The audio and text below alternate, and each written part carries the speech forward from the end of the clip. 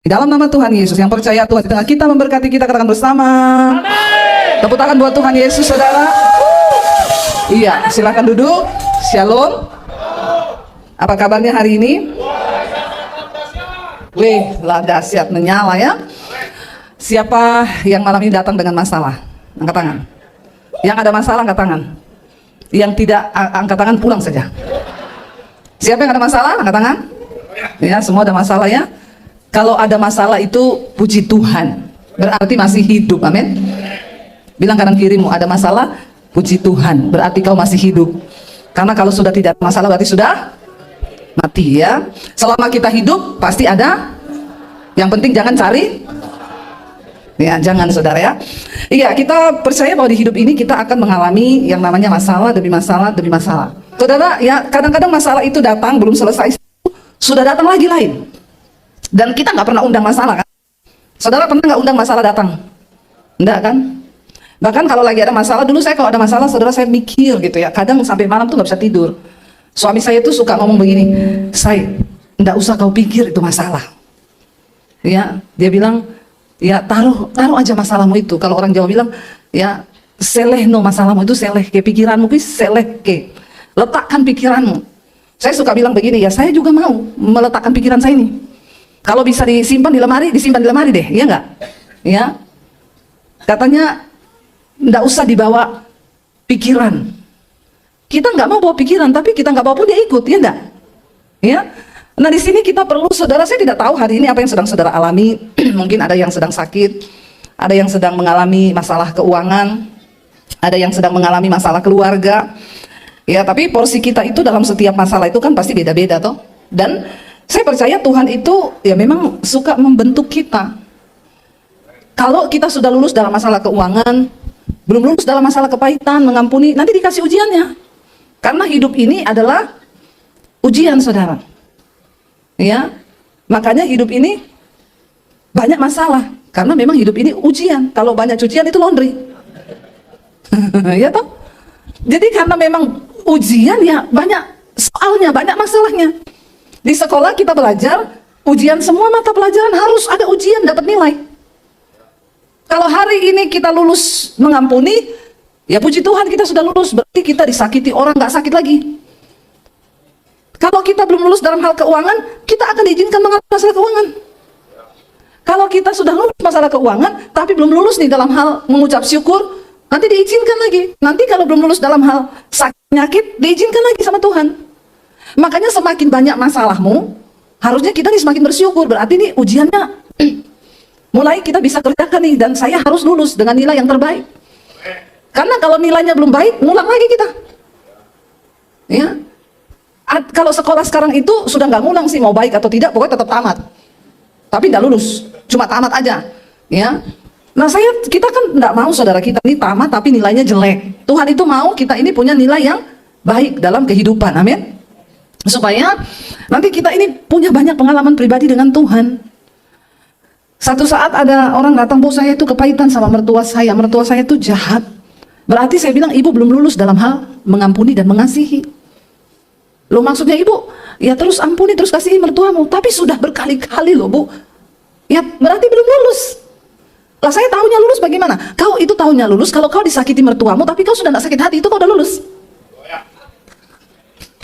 Amin. Ya, yang tepuk tangan ini berarti mertua-mertuanya galak ini ya. Berarti banyak ini ya. Mertua adalah maut. Bukan ipar adalah maut ya. Ada film toh. Jadi ya kalau kamu masih merasa tersakiti, berarti kamu belum lulus. Lalu lulusnya kapan, Bu? Waktu kamu dijahatin, tapi kamu sudah tidak merasa sakit hati. Malah kamu dijahatin mertuamu, kamu kirim dia sate babi. Ya, jadi saudara, itu baru kau lulus bener. Ya, waktu kau dijahatin sama mertuamu, menantumu, iparmu, lalu mampir di toko duren, anterin dia duren. Yesus berkata, jangan kalah dengan kejahatan, tapi kalahkan kejahatan dengan kebaikan. Berkatilah, jangan mengutuk. Ya, kalau ada orang berbuat jahat sama kamu, doakan dan mintalah berkat bagi orang itu. Itu baru kamu lulus. Dan Tuhan bilang, siapa yang mau menjahati kamu terus kalau kamu terus balas dengan baik? Lama-lama dia juga bosan. Karena yang ada di balik manusia itu, yang mencobai kita itu sebenarnya setan. Ya, bukan orang itu, saudara. Nah, masalah demi masalah Tuhan izinkan terjadi itu supaya iman kita ini terlatih. Ya, tapi banyak orang nggak mau, saudara, yang mengalami yang namanya masalah. Banyak orang mau lari, banyak cari jalan pintas. Hidup ini disyukuri saja, dijalani saja. Karena hidup ini adalah sebuah perjalanan, ya. Kalau kau lari berarti hidup adalah pelarian. Capek lari-lari, saudara. Jalani, syukuri, apapun yang terjadi kita belajar bersyukur sama Tuhan. Kalau sudah lulus semuanya, itu pasti indah, saudara. Nah, Yesus itu dalam pelayanannya ketemu orang-orang masalah terus. Satu kali ada satu kisah, ya, di Lukas 18, Yesus ya berjalan dan dia mengusir roh jahat, ya, di seberang Galilea ketika dia ketemu seorang yang kerasukan roh jahat. Ya, dan orang itu sudah nggak pakai baju, ya. Jadi orang itu kalau kerasukan roh jahat sampai telanjang, saudara, sudah nggak tahu, ya. Nah, itu sudah karena yang menempati dirinya itu sudah bukan dia lagi, tapi setan yang mengambil alih. Ya, jangan berpikir kerasukan itu orang yang sudah telanjang di jalan tuh kerasukan. Banyak orang Kristen tuh hari Minggu masih duduk di gereja tapi ternyata sudah kerasukan juga. Lihat kanan kirimu, ada nggak? Ya, kalau kau tidak mampu mengampuni, kau sudah dirasuk setan loh itu. Karena bukan Tuhan lagi yang mengambil alih hidupmu, tapi setan. Pokoknya orang dirasuk setan itu tandanya apa? Dia melakukan bukan kehendak Tuhan, tapi kehendak setan. Jadi kita nggak usah muluk-muluk, setan itu kayak apa ya? Oh, setan itu dia kerasukan itu gini, dia manifest. Enggak. Kau nggak mengampuni itu kau sudah kerasukan. Tapi masih level tahap awal. Ya, kalau kau terus-teruskan, ya bisa begitu nanti. Dan saya mau tanya, di gereja itu ada setan enggak? Kok kompak jawabannya? Pengalaman pribadi ya? Kok semua langsung tahu ngomong ada. Kenapa tahu di gereja ada setan? Kenapa? Bisa bilang di gereja ada setan itu kenapa? Saudara kompak semua ada gitu. Kenapa bisa bilang itu? Ada yang bisa kasih alasan? Coba angkat tangan. Nanti dapat sepeda di luar. Sepedanya siapa? Ambil aja tuh, ada di luar, siapa punya nggak tahu, ambil aja. Kenapa saudara langsung bilang ada setan di gereja? Banyak setan nggak? Oh, banyak ya. Ngeri orang Kristen ini ya. Ternyata di gereja banyak setan. Lagunya ada setan. Saudara, ya itu yang saya bilang. Banyak orang itu belum kerasukan kayak orang kerasukan setan ini. Kalau kita baca Lukas 8 ayat 26, Yesus mengusir roh jahat dari orang Gerasa. Ya. Lukas pasal 8 ayat yang ke-26. Dikatakan di sana demikian, lalu mendaratlah Yesus dan murid-muridnya di tanah orang Gerasa yang terletak di seberang Galilea. Jadi ada sungai Galilea di Israel, di seberangnya itu tanah ya Gerasa. Lalu mendaratlah Yesus dan murid-muridnya di tanah orang Gerasa yang terletak di seberang Galilea. Setelah Yesus naik ke darat, datanglah seorang laki-laki dari kota itu menemui dia. Orang itu apa? Dirasuki oleh setan-setan dan sudah lama ia tidak berpakaian dan tinggal dalam rumah tetapi dalam pekuburan. Saking dia sudah dirasuk roh jahat, bahkan dia hilang kendali atas dirinya. Kenapa setan merasuki orang? Karena tidak ada yang mengendalikan. Perlu kita ini hidup dikendalikan oleh firman Tuhan, supaya setan nggak bisa ambil alih, karena yang mengendalikan kita tuh Tuhan. Kalau saudara kosong, nah setan suka itu masuk ke tempat-tempat yang kosong. Dia lihat nih orang kosong nih, ya imannya kosong. Orang itu kalau hidupnya kosong, hatinya kosong, imannya kosong, saldonya kosong. Wah, itu jadi sasaran setan. Orang kalau saldo kosong kan stres tuh. Iya Pak ya? Ampuni mereka Tuhan. Ternyata imannya di saldo. Itu pemahaman manusia pada umumnya di luar sana. Kenapa setan bisa ambil alih orang? Karena kosong. Dan orang ini dikatakan dia itu dikuasai bukan satu setan, oleh setan. Dan kenapa orang bisa dikuasai setan? Ya karena dia satu frekuensi dengan, berarti temennya. Lihat kanan kirimu, ada setan enggak? Ada setan. Ya, ada setan saudara. Nah, ini penyebabnya tadi saudara bilang di gereja banyak setan. Karena ternyata banyak orang ngaku Kristen, tapi hidupnya dikuasai. Makanya jadi temennya, lagunya ada setan. Lu bener, istri bisa jadi setan di rumah. Suami bisa jadi Ini khotbahnya sore ini adalah temanya setan. Nggak apa-apa, kita bahas aja tentang setan, kita vulgar tentang setan sore ini. Saya baru dapat ayat ini waktu duduk di kursi tadi situ loh. Ya, saya nggak persiapan ayat ini. Saya duduk di situ, Tuhan sampaikan apa ya? Saya buka-buka ini, yang ini. Saya belum khotbahkan ini Tuhan. Ya nanti aku yang berbicara, kamu ngomong aja. Jadi saya juga nggak tahu apa yang mau saya sampaikan di sini tadi. Ya saya baca aja. Bahkan waktu berdiri di mimbar ini saya masih ngotot mau nyampein yang lain. Tapi Tuhan mengalirkannya tetap ke sini. Ya, supaya kita bertobat, supaya hidup kita ini dibaharui. Jadi yang orang ini sudah dikuasai, dirasuki setan, hidupnya diambil alih. Sampai setan suruh dia buka baju, dia lari-lari telanjang, udah gila orang ini. Dia sudah tidak bisa pegang kendali atas hidupnya. Kenapa orang dirasuk setan? Karena imannya kosong, hidupnya kosong, hatinya kosong, pikirannya kosong. Loh iya saudara, orang kalau imannya kosong, pikirannya kosong. Kalau kau isi dengan firman Tuhan, maka firman yang mengendalikan hidupmu, firman mengendalikan pikiranmu, setan nggak bisa ambil alih karena dia ada pemiliknya. Nah, saya juga mau kasih tahu nih, banyak pendoa-pendoa di gereja itu kadang aneh-aneh juga. Ya, saya banyak temui, satu kali ada ibu-ibu satu mobil sama saya, dia jemput saya waktu saya pelayanan di kotanya. Kita lewat di satu gapura, pas keluar dari bandara, dia bilang, "Bu Debi, kita dulu doa peperangan di sini." Saya bilang, "Kenapa?" "Gapura ini tempat tinggalnya setan. Terus kita perangi, kita usir setannya." "Jangan ibu, kalau kau usir itu setan di gapura, nanti dia pindah ke rumahmu. Repot lagi. Dia tidak ada rumah, dia cari rumah. Sudah benar dia tinggal di gapura itu." Kadang orang Kristen tuh aneh saudara. Setan dalam dirinya dia tidak usir, setan di gapura dia pergi usir. Setan di pohon dia pergi usir. Tidak ada di Alkitab Yesus suruh usir setan di pohon, di hutan, di gapura. Itu memang tempat tinggalnya. Jadi jangan kau ganggu, nanti dia pindah ke rumahmu. Kalau dia pindah ke rumahmu, repot lagi kau. Setan di gapura diusir, setan di jembatan diusir. Yang harus diusir setan yang dalam dirinya orang. Karena tubuh manusia itu baik, harusnya Tuhan yang tinggal, bukan setan. Kalau setan tinggal di pohon, memang itu tempat tinggalnya, jangan kau usir. Nanti bingung dia cari kos di mana. Kalau nggak ada tempat kos, dia pindah ke rumahmu loh. Dia bilang, "Ini orang macam-macam cari gara-gara dengan saya kau." Di ayat ini dikatakan, lalu seorang laki-laki dari kota itu menemui Yesus. Orang gila ini datang menemui Yesus.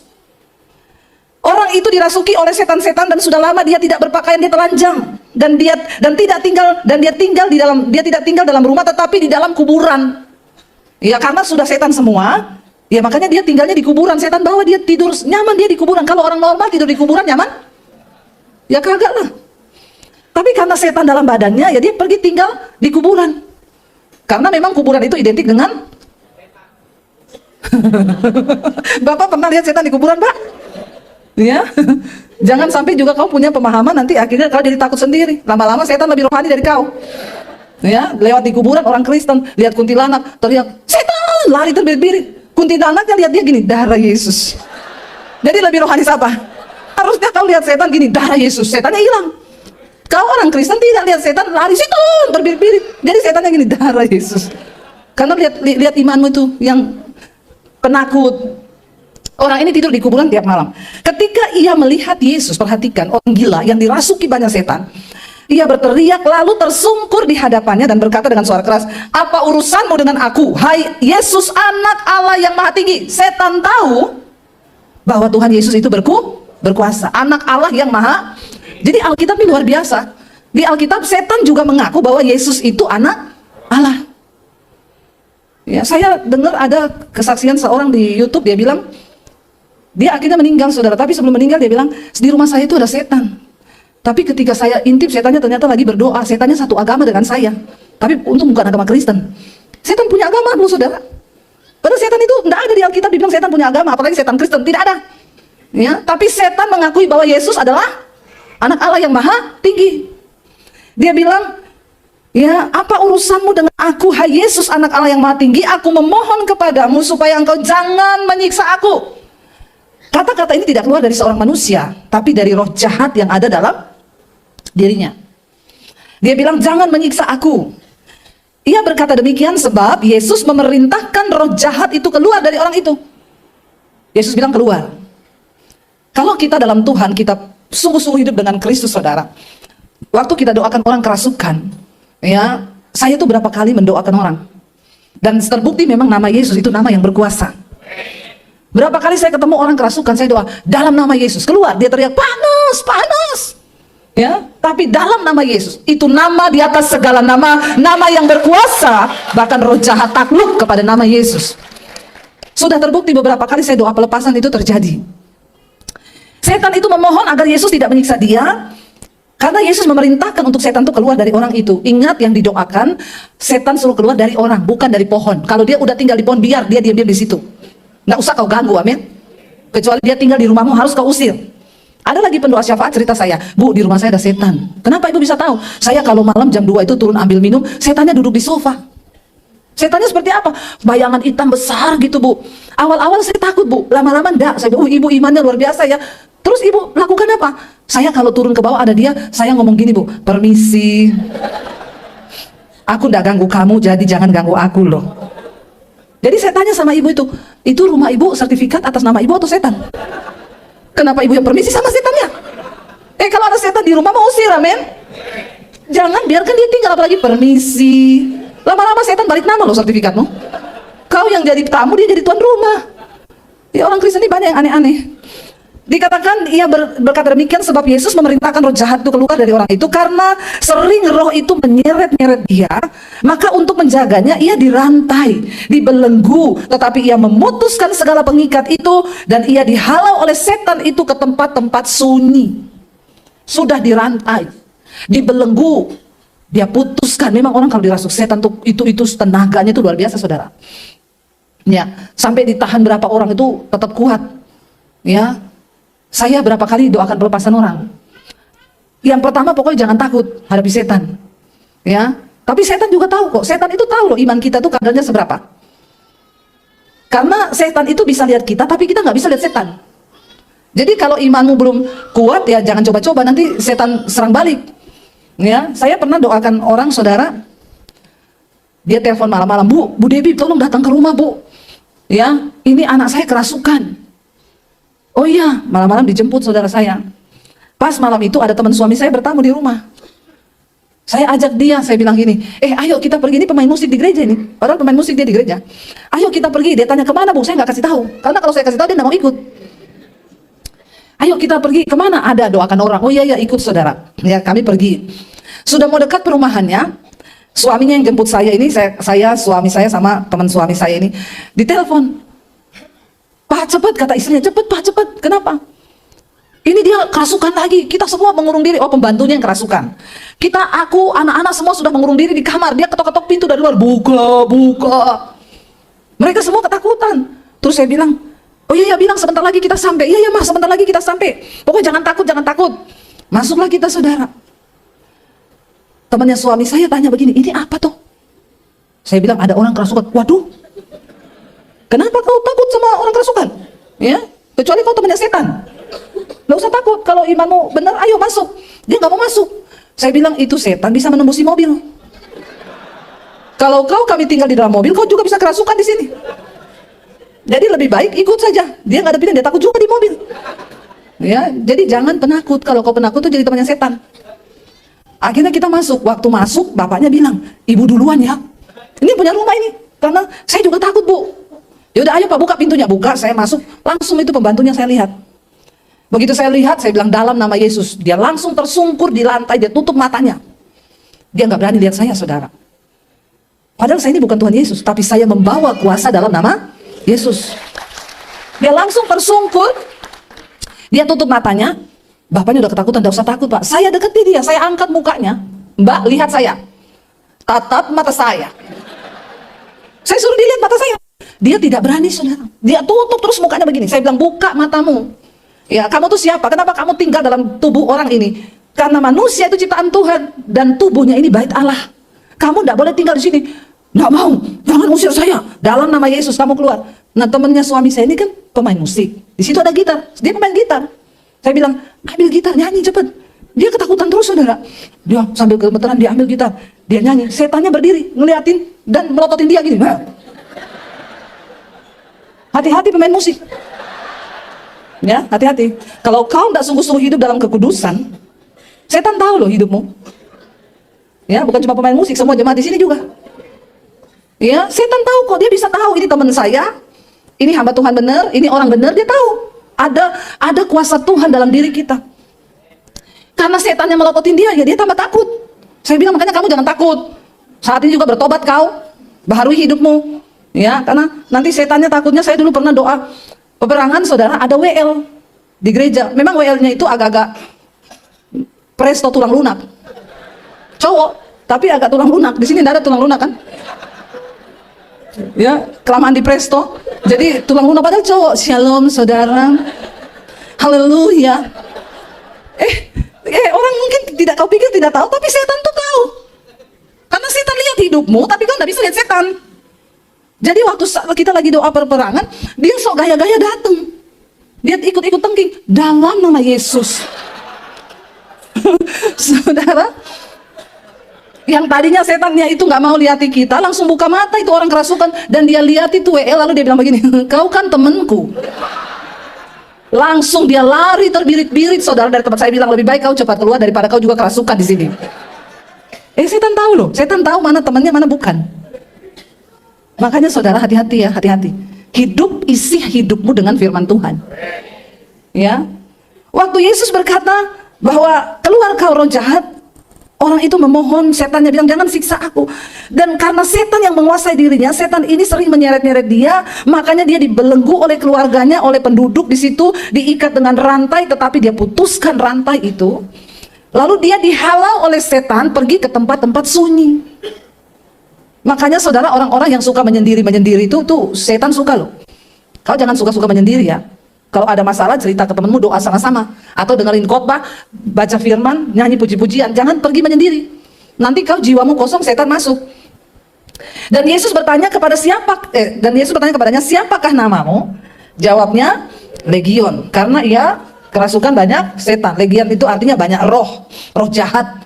Jadi ini memang sudah setannya setan, banyak setan kumpul di situ. Lalu setan-setan itu memohon kepada Yesus supaya ia jangan memerintahkan mereka masuk ke dalam jurang. Ya, setannya bilang, Tuhan jangan suruh kami masuk ke dalam jurang. Lalu di sana ada sejumlah besar babi yang sedang mencari makan di lereng gunung. Dan setan-setan itu meminta kepada Yesus supaya ia memperkenankan mereka memasuki babi-babi itu. Dan Yesus mengabulkan permintaan mereka. Setan itu suka tinggal kepada sesuatu yang hidup, yang bernyawa. Makanya mereka minta untuk alihkan kami ke babi. Mungkin itu penyebabnya kita ini tidak boleh banyak-banyak makan. Karena kadang orang kalau sudah makan babi kesetanan juga. Lupa diri makan babi terus, akhirnya kolesterol naik. Ini bahaya saudara ya. Jadi perhatikan, memang setan lebih suka tinggal pada sesuatu yang hidup, yang bernyawa, supaya bisa mengendalikan. Karena setan itu suka mengambil alih saudara. Dan akhirnya Yesus mengabulkan mereka masuk ke babi itu. Lalu keluarlah setan-setan itu dari orang itu dan memasuki babi-babi itu. Kawanan babi itu terjun dari tepi jurang ke dalam danau lalu mati lemas. Tapi tetap juga terjun ke jurang. Setan yang mengendalikan, tadinya kan babi-babi itu waktu belum kerasukan setan, mereka kan tidak terjun ke jurang toh. Mereka lagi cari makan. Perhatikan, ketika setan menguasai seseorang atau makhluk hidup, dia akan mengendalikan orang itu. Kenapa orang bisa bunuh diri saudara? Itu bukan dari dia, itu dia dirasuk setan. Dan orang yang bunuh diri itu biasanya karena ada masalah. Waktu dia hadapi masalah, dirinya kosong, menyendiri, putus asa, kosong, setan masuk. Ketika setan masuk, setan yang mengambil alih hidupnya, lompat dia dari apartemen. Kadang orang bunuh orang, dia tidak sadar, setelah mati baru dia bilang, aku tadi tidak sadar bunuh suamiku, waktu sudah mati baru sadar. Karena memang dia diambil alih, dirasuk, dikendalikan. Makanya jangan biarkan dirimu itu kosong, isi dengan firman Tuhan. Ya, akhirnya mati juga, lompat juga ke jurang. Setelah penjaga-penjaga babi itu melihat apa yang terjadi, yang kasihan sih penjaga babi ini. Kenapa juga pas dia ada di situ? Ya, tidak tercatat kerugian babinya berapa sih. Ya. Setelah penjaga-penjaga babi itu melihat yang terjadi, mereka lari lalu menceritakan hal itu di kota dan di kampung-kampung sekitarnya. Ya, mereka cerita saudara. Dan keluarlah orang-orang untuk melihat apa yang telah terjadi. Mereka datang kepada Yesus dan mereka menjumpai orang yang telah ditinggalkan setan-setan itu. Dia sudah duduk di kaki Yesus. Ia telah apa? berpakaian dan sudah waras. Kalau setan menguasai orang, orang itu tidak waras.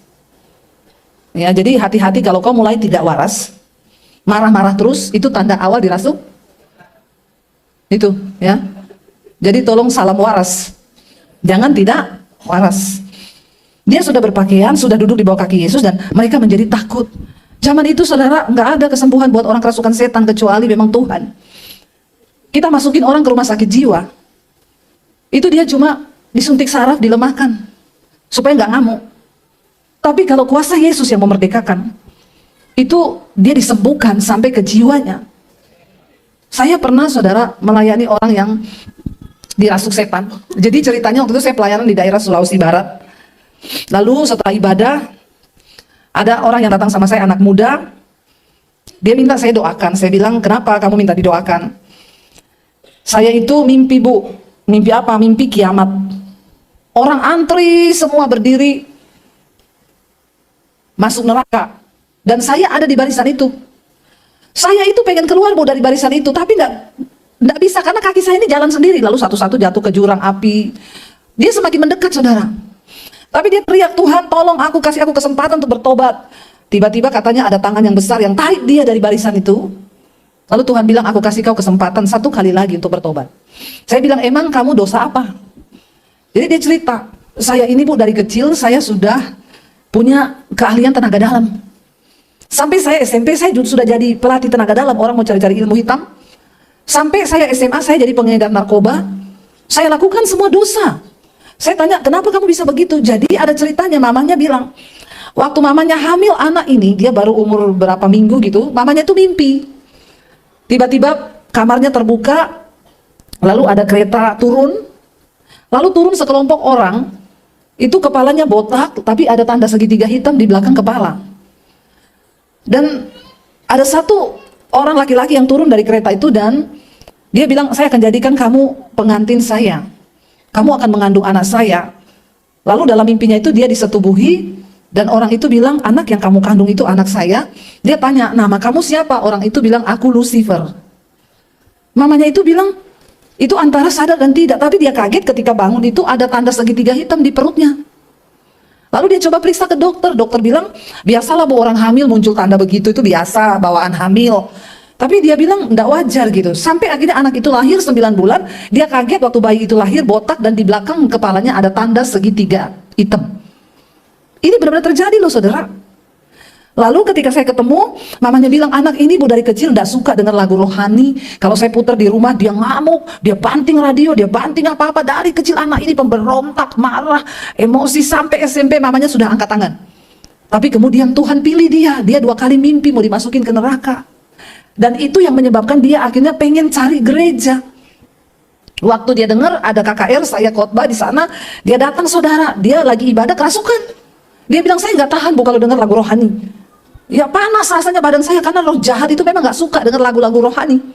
Ya, makanya lebih baik banyak nyanyi lagu-lagu rohani. Tadi dibilang, boleh nggak nyanyi lagu duniawi? Ya selama kata-katanya itu membangun dan saudara memang tujukan itu untuk Tuhan, ya kembali ke hati nurani. Tapi kalau lagu-lagunya ya menyesatkan, nggak usah dinyanyikan. Ya, aku sakit hati. Ngapain kau nyanyikan lagu begitu? Ya setan bilang, oh memang kau sakit hati. Ya, sakit hati terus kau. Ya, jangan nyanyi lagu yang, mending nyanyi lagu rohani, saudara. Ya, mending nyanyi lagu yang membangun iman. Ya, mending nyanyi lagu yang menambah iman kepada Tuhan. Anak ini bertumbuh jadi nakal, jadi liar, tapi hari itu dia ke gereja karena dia nggak tahan dengan mimpi yang dia dapatkan 2 kali dia masuk neraka. Akhirnya saya bilang, ya udah kita doakan yuk.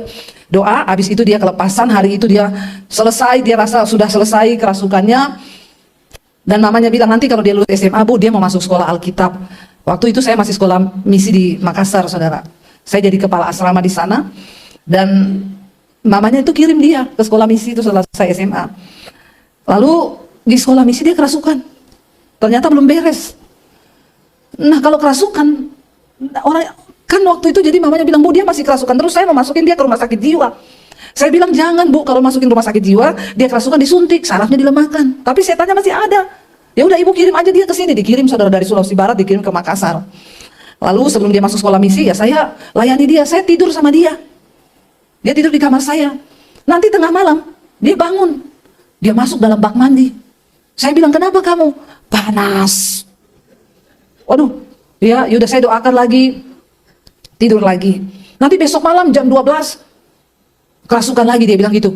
Dia bilang gini, teman-temanku ada di luar jendela. Kenapa? Temanku suruh saya bunuh kau. Karena katanya kau itu penghalang. Saya bilang, kau tidak bisa bunuh saya karena kuasa yang dalamku lebih besar. Saudara tahu dia rambut panjang, kalau udah kerasukan, dia ludah, saudara, semua rambut ini penuh ludah. Lama-lama saya nggak tahan juga, saya itu sudah stres, saya bilang sama pendeta saya, Pak, kirim pulang aja dia, Pak, saya udah angkat tangan nih, Pak, nggak tahu di setan jadi siapa. Karena saya juga sudah bagus, saya nggak kerasukan, Pak, karena, aduh, ya ternyata memang, ya, dipanggilin dosen pengajar di sekolah Alkitab kami yang bagian pelepasan, dibacain ayat, dalam nama Yesus, di dalam Lukas pasal 8, dia hafal ayat 14 toh. Bunyinya ini kan tahu tuh setan itu. Jadi kalau saudara nggak hafal Alkitab, setan lebih pintar dari kau. Karena setan itu hafal Alkitab, tapi bedanya kita sama setan tidak mungkin menjadi pelaku firman Tuhan. Kita harus jadi pelaku firman supaya iman kita dengan setan itu beda. Karena kalau saudara nggak jadi pelaku firman, saudara satu level sama. Lalu saudara, satu kali saya berdoa, Tuhan, saya capek juga tiap kali dia kerasukan, saya doakan lepas, tapi besok kerasukan lagi. Tuhan tolong kasih saya hikmat, Tuhan, hadapi orang ini. Saya sampai kurang darah, saudara. Pucat saya tiap malam bangun, dia di atas jam 12, dia kerasukan terus. Ya, tapi saya ini sudah nggak takut, karena saya tahu setan nggak bisa ngapa-ngapain saya juga. Tapi kan kasihan juga ini orang jiwanya begini. Akhirnya saya berdoa, Tuhan tolong kasih saya hikmat, Tuhan. Apa yang harus saya lakukan dengan orang ini? Satu saat, saya bawalah dia ke salon potong rambut. Urusannya itu karena rambut ini kan dia ludah-ludah. Ya, saya bilang, saya mau layani dia ini Tuhan cuma satu, belas kasihan. Karena Tuhan Yesus bilang, maka tergeraklah hati Yesus karena belas kasihan. Kalau nggak ada belas kasihan, saya suruh pulang dia biar dimasukin rumah sakit jiwa, terserahlah. Daripada lama-lama saya yang sakit jiwa hadapi orang begini. Hari itu saya bawa dia ke salon tempat potong rambut. Saya potong rambutnya pendek kayak saya, supaya tidak dia ludah-ludahi. Nah, waktu dipotong pendek kayak saya, segitiga hitam di belakang lehernya itu kelihatan. Malam-malam dia kerasukan. Dasar setan memang bodoh. Dia buka sendiri, saudara, kuncinya. Malam-malam dia kerasukan, dia bilang, kenapa kau potong rambutku? Saya bilang, kenapa? Biar kau udah ludah rambutmu. Kenapa kau kasih lihat tanda itu? Saya langsung merinding. Di situ Roh Kudus kasih tahu saya, ambil minyak urapan, gosok di tanda itu segitiga hitam. Itu tuh pintu masuknya setan. Kan tanda itu yang muncul di perut mamanya waktu dia lahir. Saya bilang, oh ternyata ini Tuhan kasih. Saya ambil minyak urapan, saudara. Saya gosok di tanda di belakang kepalanya itu. Dalam nama Tuhan Yesus, aku tutup setiap pintu celah yang terbuka bagi iblis untuk menguasai hidupnya. Dia situ, dia teriak, dia kerasukan, panas. Malam itu terjadi kelepasan yang dari Tuhan. Dan setelah malam itu dia benar-benar dimerdekakan Tuhan.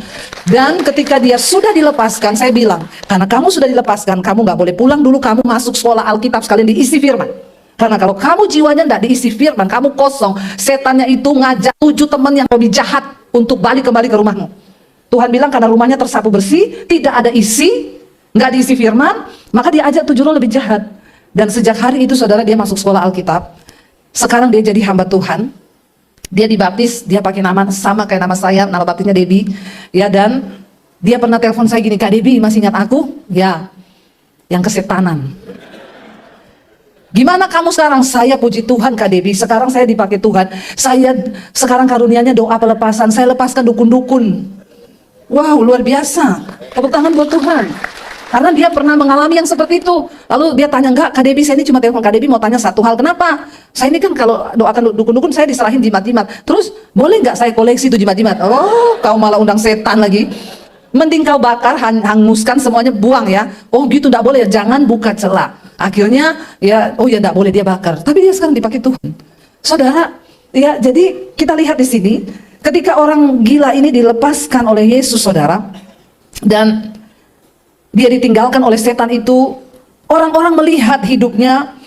Ayat 36 berkata, orang-orang yang telah melihat sendiri hal itu memberitahukan kepada mereka bagaimana orang yang dirasuk setan itu telah diselamatkan. Ayat 37, lalu seluruh penduduk daerah Gerasa meminta kepada Yesus supaya ia meninggalkan mereka, sebab mereka sangat ketakutan. Maka naiklah Yesus ke dalam perahu lalu berlayar kembali. Mereka jadi takut. Waduh, siapa dia ini? Ya, nanti jangan-jangan kami juga dibinasakan ini. 38, perhatikan ini poinnya saudara. Dan orang yang telah ditinggalkan setan-setan itu, dia minta sama Tuhan Yesus, Tuhan perkenankan aku mau menyertai engkau, mau ikut engkau Tuhan. Tapi lihat, Yesus menyuruh dia pergi. Satu pesan yang Yesus katakan kepada dia apa? 39, pulanglah ke rumahmu dan ceritakanlah segala sesuatu yang telah diperbuat Allah atasmu. Orang itu pun pergi mengelilingi seluruh kota dan memberitahukan segala apa yang telah diperbuat Yesus atas dirinya. Dia menjadi seorang penginjil yang menceritakan tentang kedahsyatan kuasa Tuhan Yesus. Yang tadinya dia mengalami masalah yang sangat rumit dan berat, gila karena dirasuk oleh setan, bahkan mungkin keluarganya pun sudah angkat tangan menyerah. Dirantai, dipasung, tetap lolos karena setan itu punya kekuatan yang dahsyat atas dia. Tapi kemudian masalah berubah menjadi berkat ketika berjumpa dengan Tuhan Yesus.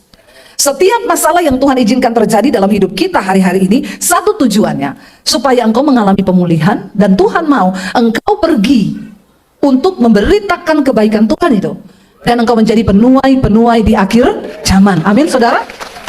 Untuk kemudian membawa orang lain datang kepada Yesus. Hadapi setiap masalah di hidupmu, karena Tuhan mau engkau menjadi jawaban. Pengalaman pribadimu dengan Tuhan itu akan memberi kekuatan bagi setiap orang yang mendengarkan tentang kesaksian hidupmu. Apapun yang kita alami dalam hidup kita, percayalah Tuhan turut bekerja untuk mendatangkan kebaikan dalam hidup kita. Jangan pernah batasi Tuhan, tapi mari kita mau percaya bahwa tidak ada satupun yang tidak mungkin bagi Tuhan. Apa yang mustahil bagi manusia, tidak mustahil bagi Tuhan. Dan tidak mustahil bagi orang yang percaya kepada Tuhan. Saudara, Tuhan mau engkau memiliki kuasa yang sama yang ada dalam Kristus Yesus Tuhan. Kalau kita mau jadi orang benar, kita sungguh-sungguh hidup dalam kebenaran firman Tuhan. Pertama, setan gak berani saudara, ya, untuk mengambil alih hidupmu. Tapi mari kita tunduk kepada firman Tuhan. Kalau malam ini ada yang merasa mulai dirasuk-rasuk setan, marah-marah gak jelas apa, mari kita berdoa supaya Tuhan bebaskan kita. Percayalah, dalam setiap proses hidup kita, Tuhan itu turut bekerja. Kita bangkit berdiri bersama, kita